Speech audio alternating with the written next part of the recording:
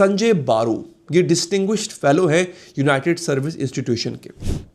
इन्होंने एक खबर दी और बड़ी धमाकेदार खबर दी। वो कहते हैं my sources tell me that Israeli prime minister Benjamin Netanyahu had similarly assured prime minister Modi that the US and Israel would topple the regime in Tehran and take charge within 4 days। 4 दिनों में regime को topple कर देंगे और Israel जो है वो charge ले लेगा।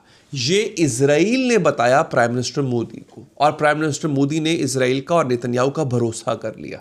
यानी ये कब हुआ था? आपको याद होगा जब प्राइम मिनिस्टर मोदी गए थे, इजराइल गए थे मिलने नेतन्याहू से, और उसके 2 दिन के बाद इजराइल ने ईरान पे हमला कर दिया था। अलबत्ता उससे पहले हमले की धमकियां दी जा रही थी, और उस वक्त भी और अब भी ये प्राइम मिनिस्टर मोदी की सबसे मिसकैलकुलेटेड मूव समझी जाती है। हालांकि ईरान जो है बड़ा करीबी इत्तेहादी है इंडिया का और इस गवर्नमेंट का।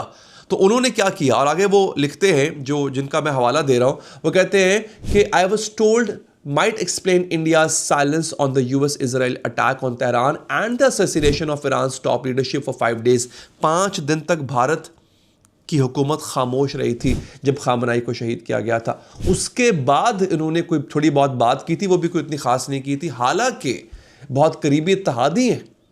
और आगे वो लिखते हैं कि 5वें दिन जो है न्यू दिल्ली को एहसास हुआ कि तेहरान का रजीम अब भी कंट्रोल में है अपनी टॉप लीडरशिप के गंवाने के बावजूद। अब सवाल यह है कि भारत ने 5 दिन इंतजार क्यों किया? जवाब यह है क्योंकि मोदी को नेतन्याहू ने कहा था कि 4 दिन में रजीम गिर जाएगा। दिल्ली तैयारी कर रहा था पोस्ट इस्लामिक रिपब्लिक ईरान के लिए। अब यहां पे एक एनालिसिस है जो कि ट्विटर पे लोगों ने लिखा है कि India's betrayal of Iran. Basically Bharat ने ईरान की पीठ में छुरा घोंपा है। पाकिस्तान से ईरान के ताल्लुकात अच्छे थे, लेकिन जो ताल्लुकात ईरान के भारत से थे वो बहुत बेहतर थे। क्यों? तिजारती ताल्लुकात थे। भारत एक बहुत बड़ी इकॉनमी भी है, इसमें कोई शक नहीं है।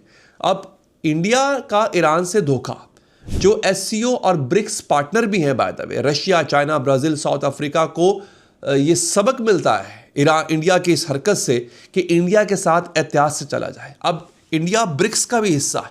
अब होगा क्या? जितने भी पार्टनर्स हैं ब्रिक्स के, जिनका मैंने नाम लिया, Russia, China, Brazil, south Africa, ये क्या इंडिया पर भरोसा करेंगे? दोस्तों, ये बड़ी इंपॉर्टेंट चीज़ है।